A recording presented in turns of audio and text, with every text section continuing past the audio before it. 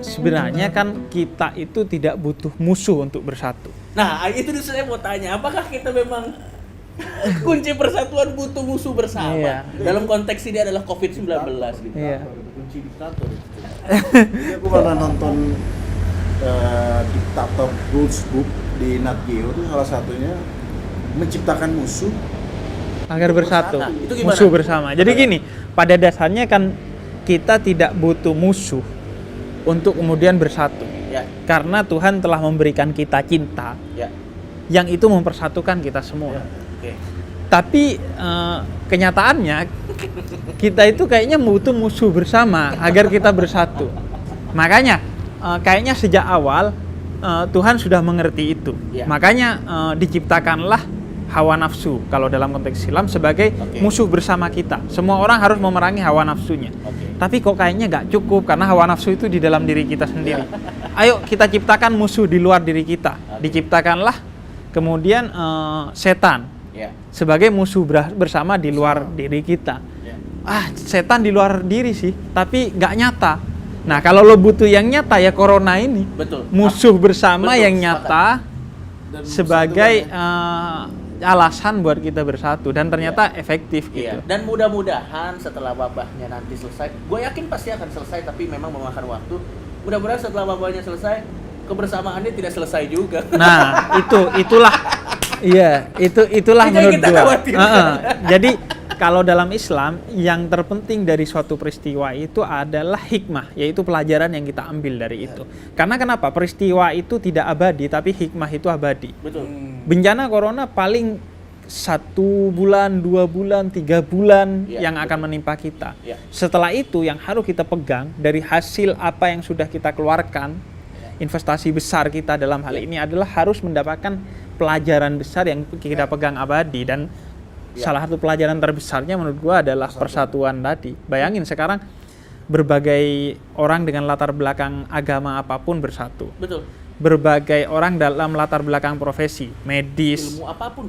agama, sosial bersatu. Jadi gini, gua mau bilang bahwa di kondisi corona ini kita melihat Indonesia lahir kembali gitu. Ya. Setelah ditenggelamkan oleh politik beberapa tahun yang lalu, seolah-olah Indonesia lahir kembali dengan adanya corona ini kalau kita berpikir positifnya. Iya, betul. Karena pada saat kita kena corona, melawan wabah ini udah nggak tanya-tanya lagi apa agamamu, Iya. udah nggak begitu-begitu lagi. Nggak. Udah nggak, kamu dukung 01 apa 02? Iya. Udah nggak penting. Nggak penting. Karena itu mempersatukan kita semua. Iya. Ini hikmah corona. Kenapa? Dan betul gue pengen mensupport apa yang Habib bilang, memang Indonesia lahir kembali karena dengan lockdown, sebenarnya belum sampai lockdown sih. Tapi dengan isolasi diri ini memang literally melahirkan banyak generasi baru karena di rumah kan tidak ada kegiatan lain. Iya. Mungkin generasi corona kita nggak tahu orang yang Generasi kayaknya ini adalah momentum bagi Deadwood gitu. Deadwood. baik. Bayangin di rumah saja berarti Ya. patriotisme sekarang. Ya, ya. Lu di rumah aja berarti lu bela negara gitu Berarti sekarang. sebenarnya Pengangguran merasa berguna ya. iya, berarti sebenarnya kalau kita lihat dari kacamata yang berbeda, bahkan sekarang orang yang kasarnya tidak punya skill apapun bisa bersumbangsi ya sebenarnya. Dengan diam di rumah. Jadi ini adalah waktu yang tepat buat Anda yang mungkin aku fungsiku gitu ya. Diem aja udah di rumah. Jangan-jangan selama ini pengangguran tuh visioner ya. Kamu mau jadi apa, Reban? Lihat saja nanti. Begitu ada lockdown, nah ini nih. Orang pengangguran udah akhir ban ya. Nah, Oke, jadi sekali yang- lagi pesan yang luar biasa bahwa luar biasa sekali coba. Apa Bib tadi? Bahwa wabah bisa pergi, tapi hikmah tidak akan pernah hilang. Iya. Mudah-mudahan. Tokoh agama saya mencerahkan Anda. Apakah tokoh sains Anda bisa mencerahkan saya? Tokoh saya yang menciptakan vaksinnya nanti. Nah, ini sebagai penutup mungkin ya. Ini yang menjadi masalah juga selain tadi sholat Jumat, beberapa tata cara ibadah berubah. Nah, yang paling salah satunya yang paling membuat orang sedih, shock itu adalah orang haji dan umroh itu jadi sekarang udah nggak bisa ya, lagi dilarang kan di Arab. Sementara. Bahkan pernah ada momen Coki selama ribuan tahun yang Mekah itu Coki yang buat orang tawaf itu nggak pernah sepi. Tapi gara-gara corona itu bisa dikosongin banget bro. Nah itu gimana Bib? Nantinya beribadah gimana Bib? Iya. Orang Madura kan kok pergi haji itu, wah, mohon maaf saya nggak bilang orang Madura yang haji sombong, ya, tidak. Tapi sangat menghargai ya. Jadi mungkin sangat menghargai, jadi persiapannya juga sangat detail. Enggak, selain gini, orang Madura kalau saya sudah naik mencoba haji, positif. enggak Coki, saya harus mengklarifikasi ini. Saya nggak menuduh orang itu ria itu kan dalam hati, ya kan Bib? Tapi orang Madura itu kalau pulang Coki, pulang haji, Ya. udah 3 bulan, pelangnya masih ada. Selamat datang dari tanah suci. 3 bulan, 4 bulan masih ada. Mungkin lupa dicabut. Lupa itu gede Coki. Setiap hari dia pulang nih. Kok saya pulang dari haji? Padahal dia pulang dari sawah. Ya, kita kan nggak perlu ya. So, gimana nanti ibadah Iya. kedepannya Jadi gini, iya memang gue bayangin orang yang sudah menunggu jatah haji itu kan nggak setahun 2 tahun, Iya. ada yang 15 tahun, tiba-tiba kemudian kemungkinan bisa jadi dibatalkan, tapi kita berharap enggak gitu. Ya. Tapi sholat Jumat sudah kita tidak melakukan sementara, sholat berjamaah di masjid juga. Kemudian bagaimana gitu kita melihat ini? Pertama, untuk kita tidak haji sementara atau tidak umroh sementara, ini bukan sesuatu yang baru ada sekarang. Dalam sejarah beberapa kali terjadi wabah, terjadi bencana banjir yang menyebabkan orang tidak boleh umroh dan tidak boleh haji dalam jangka waktu tertentu. Bahkan ada satu masa di mana ketika haji kemudian ada wabah dan menyebabkan banyak kematian. Karena itu dalam Islam prinsipnya adalah mengutamakan terhindarnya umat dari keburukan daripada membuat umat mendapatkan manfaat. Jadi yang penting umat selamat. Toh sejak awal haji adalah bagi yang mampu. Bukan hanya yang mampu itu diri kita, tapi Ka'bahnya mampu nggak menampung orang pada saat itu, atau secara umum kondisinya mampu nggak dilaksanakan haji. Nah, cuman ada poin penting yang menurut gua menarik sebagai pelajaran dari apa yang terjadi ini. Jadi bahwa ternyata kita hendak disadarkan oleh Tuhan, nyatanya agama itu tidak utamanya terkait dengan ritual-ritual tersebut. Dan tidak terkait dengan simbol-simbol tersebut. Misalnya Nabi ajarkan bahwa masjid itu bukan berarti bangunan berbentuk kubah itu. Literally ada beton, Ada beton enggak, tapi kata Nabi semua tempat di mana kamu sholat di sana atau bersujud di sana itu adalah masjid. Kecuali kamar mandi, kata Nabi. Kecuali kamar mandi ini penting juga karena dari sana kita mengetahui bahwa ini bukan analogi. Betul-betul di mana kamu sujud dan sholat itu adalah masjid bagi berarti kamu. memang harfiah ya. Harfiah memang. Artinya Islam mau mengajarkan bahwa yang terpenting itu adalah kehadiran hatimu. Sekarang bukan cuman Ka'bah yang sepi, Vatikan sepi. Ya, hampir semuanya. Tembok ratapan sepi. Jadi Betul. seolah-olah Tuhan mau mengatakan bahwa kamu jangan memberhalakan simbol-simbol itu. Ya. Dan kamu jangan menganggap agama itu tentang ritual-ritual itu. Ya.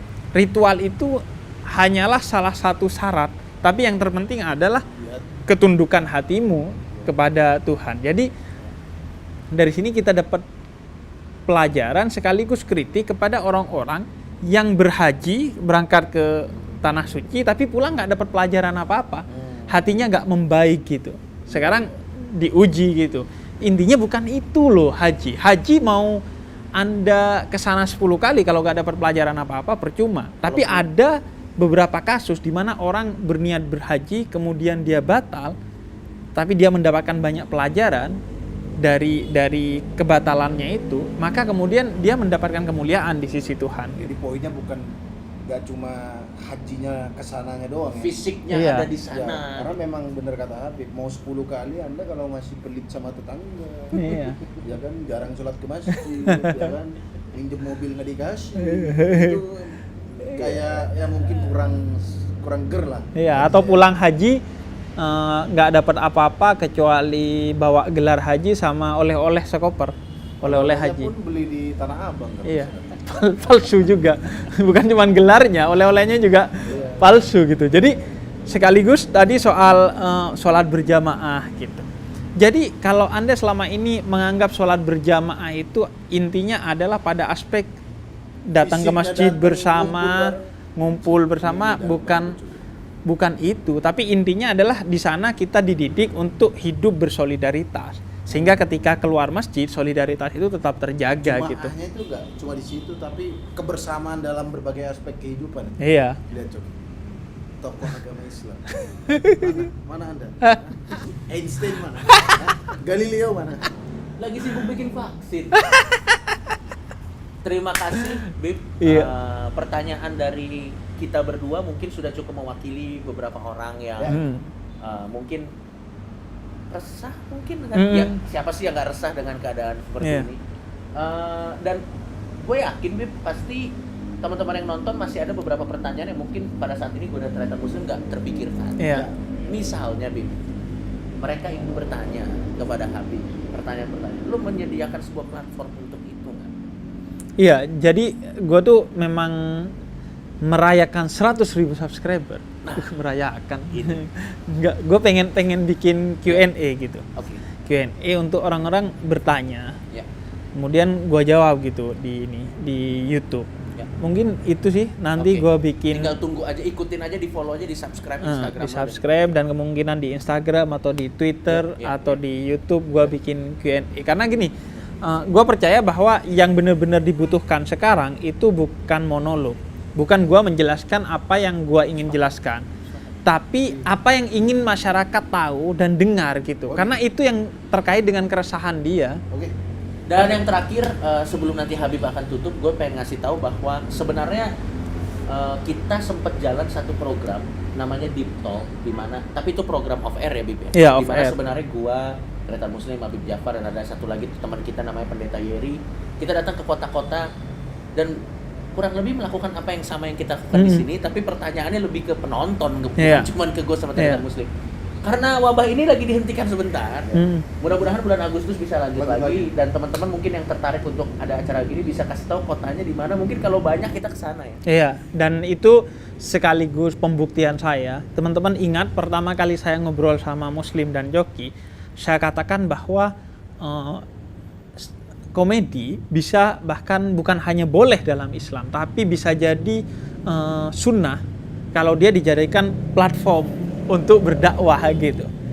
Saya membuktikan bahwa omongan saya itu bukan basa-basi pada waktu itu dengan bikin salah satunya acara tersebut di mana kita berdakwah, saya berdakwah, kemudian ada Pendeta Yeri yang menyampaikan juga nilai-nilai dakwah perspektif kekristenan, hal-hal yang sifatnya universal yang dekat dengan kita, dan Coki dan Muslim yang membantu menyegarkan suasana dengan pertanyaan-pertanyaan dan dengan komedi-komedinya, sehingga kemudian orang itu nggak ngerasa diceramai di dalam acara itu, tapi betul-betul pulang dengan banyak pelajaran yang sebenarnya pelajaran agama gitu. Ya, Tapi karena dibumbui komedi, jadi nggak bosen, Iya. lebih menarik. Ya, jadi itu kayak pertanggungjawaban kita atas apa yang kita bikin dulu di awal konten setahun yang lalu, bahwa kita mau menjadikan komedi dan agama itu saling mengisi, bersatu, sebagaimana saya tadi katakan, berjamaah tadi. berjamaah dalam kebaikan. Saya kan mengerti, saya kan memahami. Mengerti